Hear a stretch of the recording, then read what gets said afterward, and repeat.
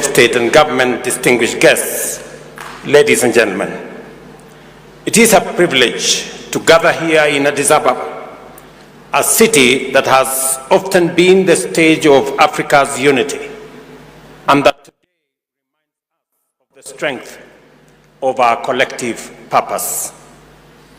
I thank Ethiopia for its generosity in hosting us and for carrying forward the spirit of Nairobi into this second Africa Climate Summit. 2 years ago, I had the honor of welcoming you to the inaugural Africa Climate Summit in Nairobi. Then, we looked ahead to a future of possibility, of global collaboration and resilient prosperity and inclusive growth for Africa. In Nairobi, we introduced a bold new perspective of Africa as a continent of opportunity and source of solution, not just a victim. We framed climate action not as a burden, but as a driver of economic growth, transformation, and job creation for African communities. Together, we adopted climate-positive growth as our development paradigm. In doing so, the Nairobi Declaration established Africa not only as a partner, but as a power in the emerging global order. 2 years later, we have come a long way. Our potential is recognized, our voice is heard, and our solutions are being deployed. From green infrastructure and climate-smart agriculture to landscape restoration, waste management, and even cutting-edge technologies like direct air capture. Across the continent, African entrepreneurs and communities are innovating and building resilience from the ground up. Yet, while progress has been made, the world around us is changing fast. Global interconnectedness is deepening, but so too is the temptation to retreat into narrow self-interest, transactional partnerships, and short-term gains.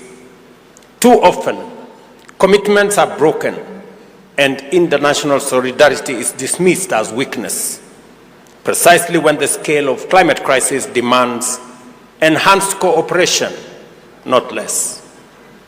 The truth is undeniable. No nation can solve this crisis alone. Only through bold, united, and sustained collaboration can we avert climate catastrophe. Isolation is not a winning strategy. It is courting failure. Acting alone, we will squander time, waste resources, and forfeit the future. These realities compel us to remain steadfast in building a modern, green, and inclusive industrial base here at home to secure Africa's rightful place in the global economy and to foster the solidarity needed to confront climate change. Ethiopia, as a host of this summit, has rightly placed the emphasis on implementation and finance, moving from vision to action. Realizing our vision of climate-positive growth requires action on two fronts. Africa must exercise its agency decisively, urgently, and coherently. And the international system must dismantle the structural barriers that continue to hold the continent back. Both demand deeper collaboration. Africa is already stepping up, nationally, regionally, and internationally. We are putting in place policies that attract investment, reward innovation, and ensure fair value for our resources.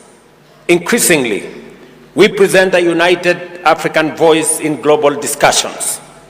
We are also bridging previously siloed debates, including linking debt, fiscal space, nature, and climate to craft systemic and coordinated solutions. We have strengthened our institutions and regional mechanisms, from the Alliance of African Multilateral Financial Institutions, and I see TDB, Afri-Exim, and other African institutions in our midst, while also enhancing the place for African Credit Rating Agency, and also advancing ACFTA through the Africa Green Industrialization Initiative. By linking this initiative with the accelerated partnership of renewables in Africa, we ensure that investment drives progress in both energy and industry. The twin engines of our modern Africa economy built on abundant clean power. Still more, ladies and gentlemen, must be done, including deepening fiscal discipline, accelerating trade integration, mobilizing African institutions' capital, investing in knowledge, and improving governance. These are the foundations of resilience. The Nairobi Declaration is a political compact.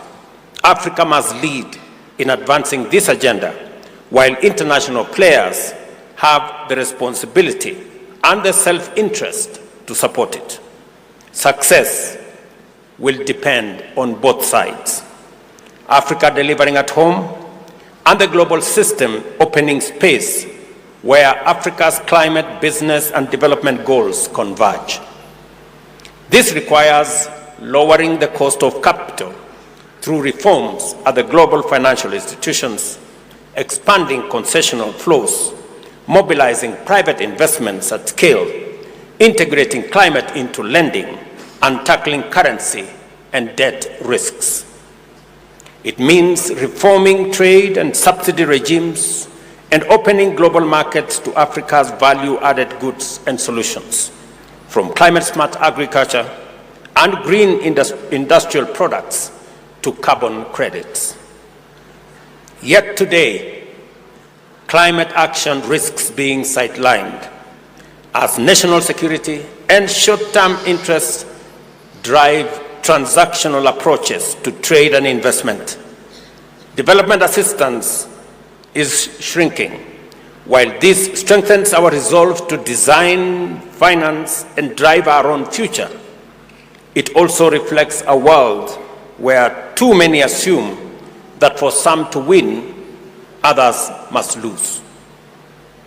It has never been more urgent for Africa to stand together and demonstrate that collaboration delivers prosperity and peace for all of us.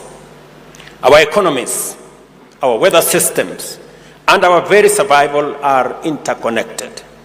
We must focus on win-win solutions because they do exist and they are firmly within reach.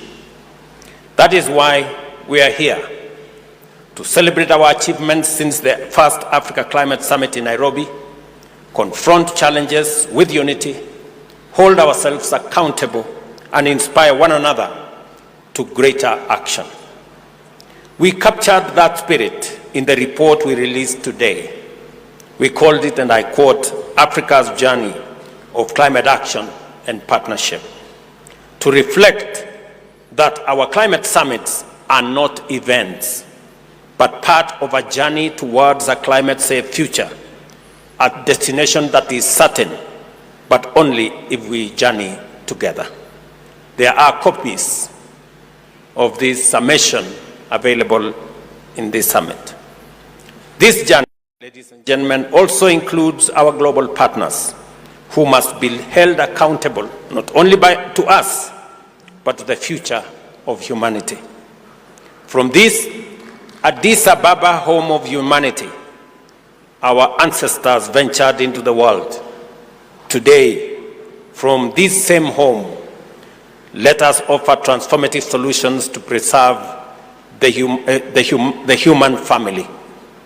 With innovation, determination, and unity, Africa will drive global climate action and shape a sustainable, prosperous future for us and for everybody.